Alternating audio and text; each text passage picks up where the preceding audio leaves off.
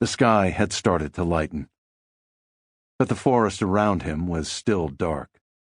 He was driving quite a bit above the speed limit, but his bosses normally encouraged that, at least during night shifts. Not that they would ever officially admit it. "We can't just take our time out there," they said. "We should either be at the monitoring center or with our customers, where we can put ourselves to some use. People appreciate us getting to them quickly, even if we are just caretakers in uniform." Tony hated that. Caretakers in uniform. He was no caretaker.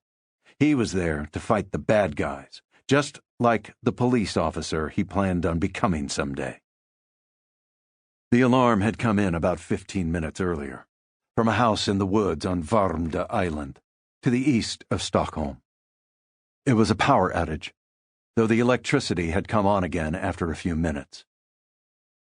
Without slowing down, he turned onto a smaller road to the right. He hadn't been along this road before, but the risk of meeting another car was virtually zero. There were hardly any houses around.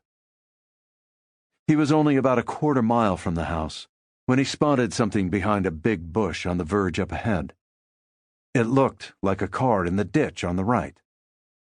Maybe he should stop to see if something had happened. No, the alarm had to be checked within 25 minutes.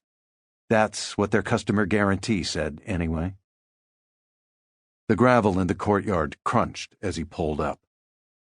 There was a garage beyond the house, but he couldn't see any cars in it. It was quiet. The alarm was no longer sounding. Tony assumed the owner must have turned it off. That wasn't so unusual either. It was the middle of the night, and their customers usually just went back to sleep after turning off a false alarm. But it was too quiet here somehow, too still. Like everything was holding its breath. He took out his cell phone and tried calling the customer again. No one answered. The front door was painted yellow, with a little window set into it. The place looked dark inside. Tony held down the bell, heard it ring faintly. No one came to the door, so he rang the bell again. This time, he pressed it down for even longer. He knew what to do in this kind of situation. SP, standard procedure. Visual inspection of the exterior. Check the area. Make notes. Report back to HQ. Any discarded tools in the damp grass, broken electricity enclosures, forced doors, muddy footprints on the porch, broken windows. That was the kind of thing he was meant to look out for.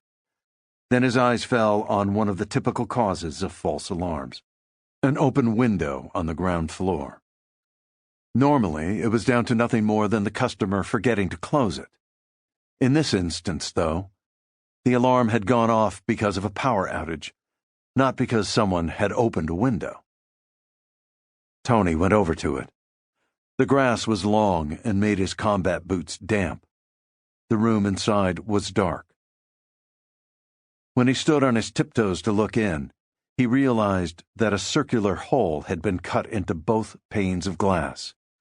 It was a classic, albeit advanced, burglary technique, and one that he'd seen only twice before. This was no false alarm. Someone had tried to cut the power. His pulse picked up. He took a few steps away from the house, called the monitoring center again, and told them what he'd found. That it was definitely a break-in. Ongoing or finished? I don't know. There could still be someone inside, cleaning up. Tony shoved his phone back into its holder and walked around the edge of the house, toward the front door. He made up his mind that if anything shady was still going on, he'd put a stop to it. He looked at the front door again. This time, he tried the handle and realized it was unlocked. He stepped into the house. The coats and jackets hanging on hooks in the narrow hallway fluttered as he opened the door. The place smelled of old wood and open fires. He felt for his flashlight. To the right, a staircase led upstairs. Straight ahead, he could see the kitchen. Tony took out his collapsible baton and grasped it in his hand. Black, hardened steel, the longest model, 26 inches. In training, they often used them to practice attack and defense. He'd never needed to use it in service. There was a first time for everything, he thought. He took a step forward, heard the crunch of broken glass. He bent down with the flashlight. The hallway floor was covered in tiny shards of glass. The kitchen seemed clean and tidy. He saw the wide-open window again, this time from the eating area.